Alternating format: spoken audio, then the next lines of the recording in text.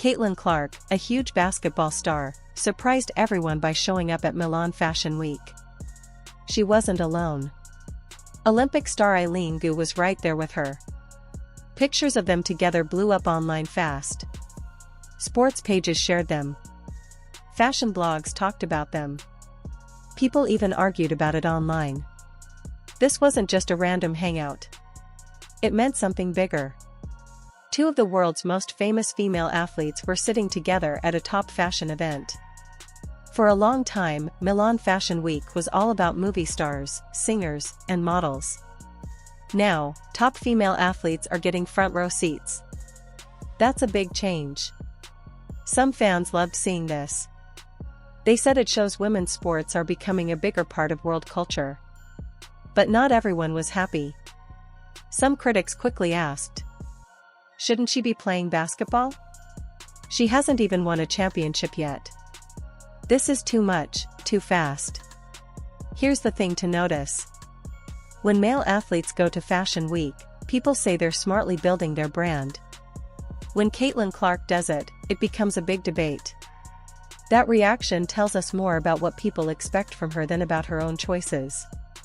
The truth is, this moment was powerful. When sports and high fashion come together like this, it shows you've reached a new level of fame. People either loved it or questioned it. But the main point is, everyone was talking about it. And that means it was a success.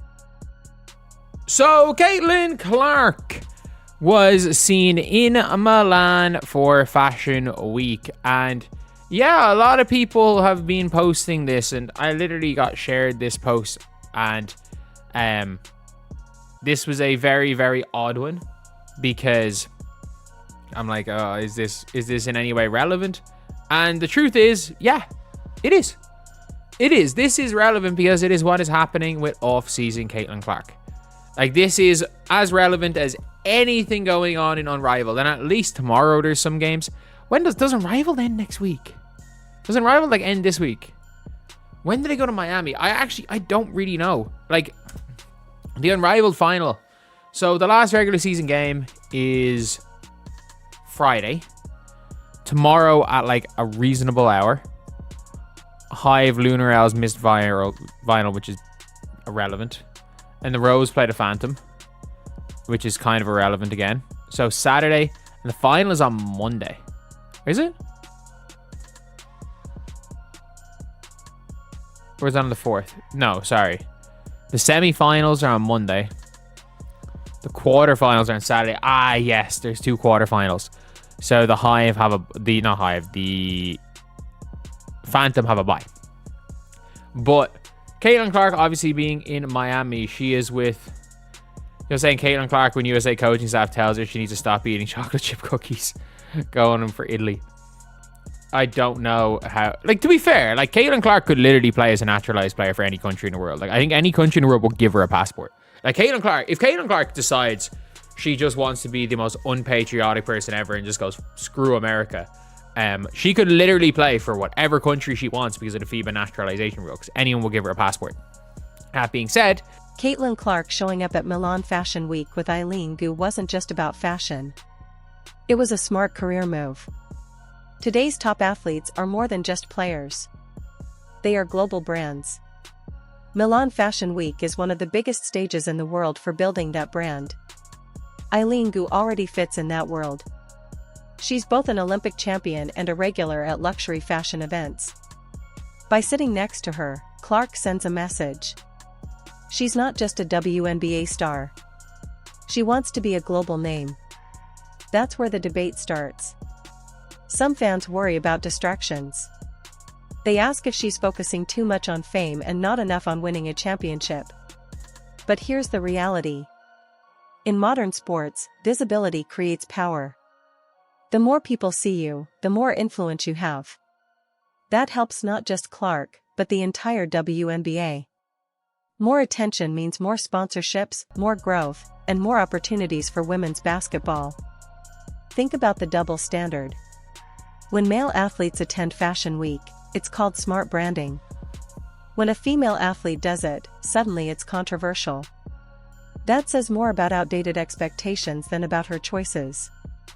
A young WNBA star showing up at a top European fashion event was a bold statement. It said women athletes belong in those spaces too. They can be both competitors and cultural figures. And because everyone talked about it, the statement landed. I mean this when I say it is the highest paid female athlete in the world. Like, what are we doing? What are we doing? And Caitlin Clark front row at the Prada show for Milan Fashion Week. Obviously, Caitlin Clark has been working with Prada since at least draft night. I don't know if it was before draft night. It might have been before that. And it's something that has been obviously big for the last couple of years. That relationship has, I'd say Caitlin's made a good chunk of money off that. And vice versa. I think it's kind of relevant. I'm actually surprised that they haven't tried to collab on something kind of... Maybe Prada isn't that type of brand. Maybe that's more so like Louis Vuitton and stuff that would collab with other brands if it was like a Caitlin Clark logo stuff. But I don't know. I don't know anything about fashion. I'm wearing a Leeds top in a color that is questionable enough that I don't even know. I'm incredibly colorblind and I couldn't even make a guess at what this color top is.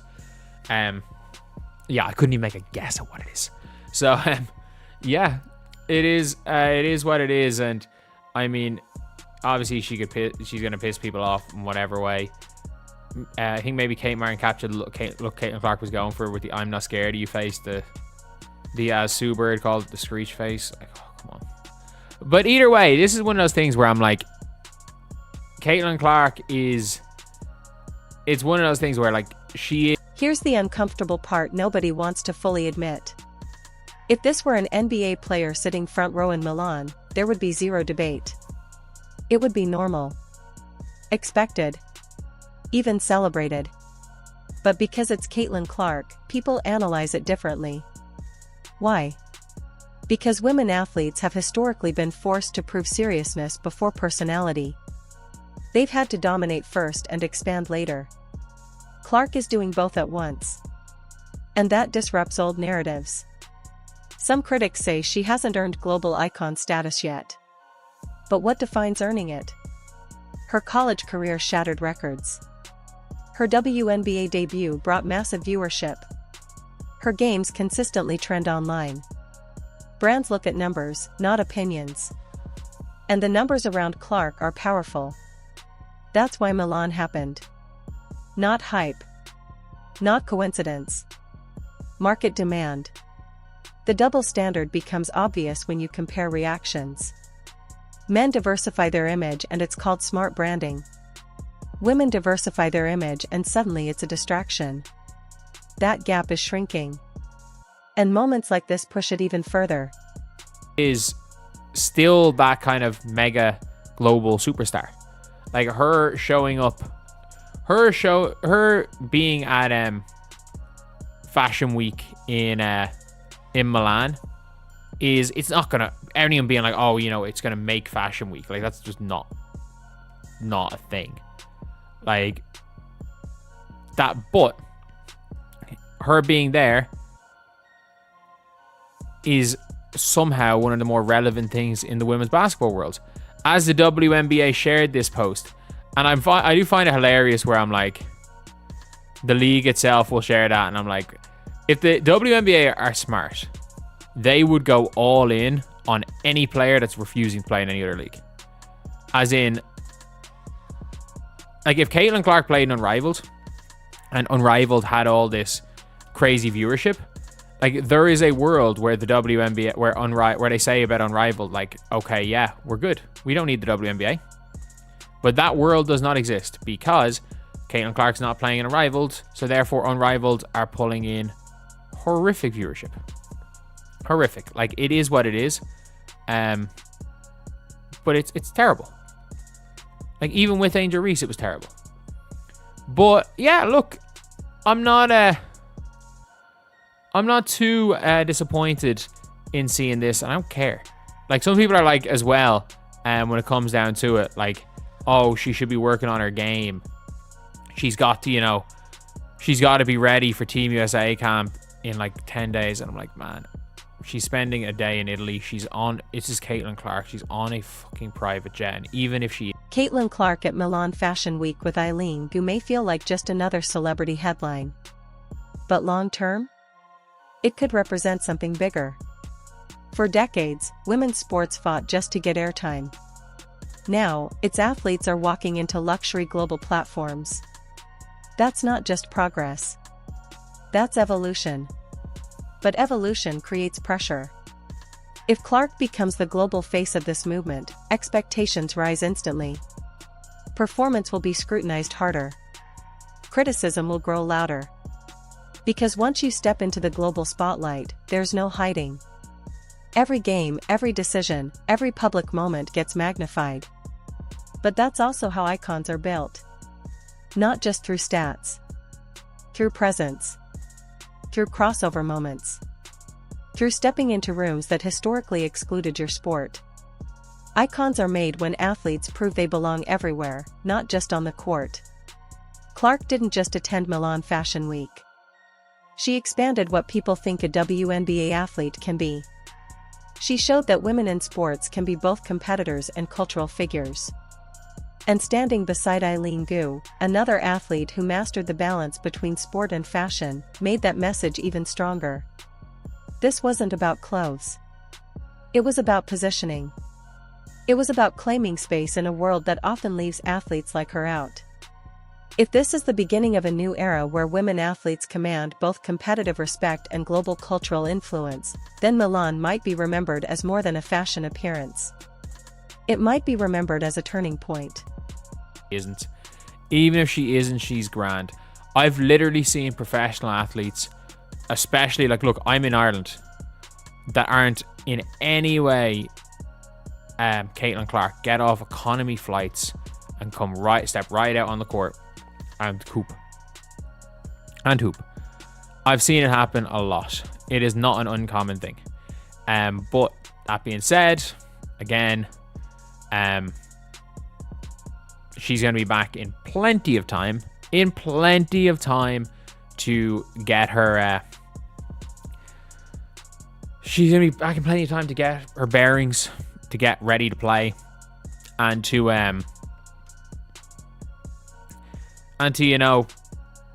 be ready to hoop. Because let's be real, it is realistically this is about showing up and showing that she's still Caitlin Clark. She doesn't have to be the best player on the team. And that's one of those things people don't realize. Caitlin Clark can score 8 points a game and still hoop for this Team USA. She can score less than 8 points in the game. If she literally just starts launching forward, if she's able to launch the ball forward and get a couple of assists here and there, and the team performs much better with their young players than they do with their older players, because they're going to be going with some really weird lineups. Like, they're going to be playing a player in Chelsea Gray who hasn't been a point guard in years, a point guard. Like, if they go young and the young team wins, like that's really, if you are a fan of Team USA, what you're hoping for is that. Because that possible outcome of going young and winning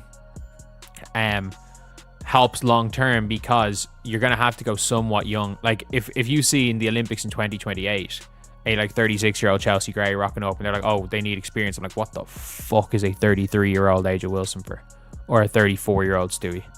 Like, what are they for? Like, how much more experience do you need? It's like saying we need 42-year-old Diana Taurasi for experience, and I'm like, well, what are people talking about? She's 42 years old. We need a retiring Diana Taurasi. Like, oh, it is what it is. So anyway, yeah, that's the video. See you guys.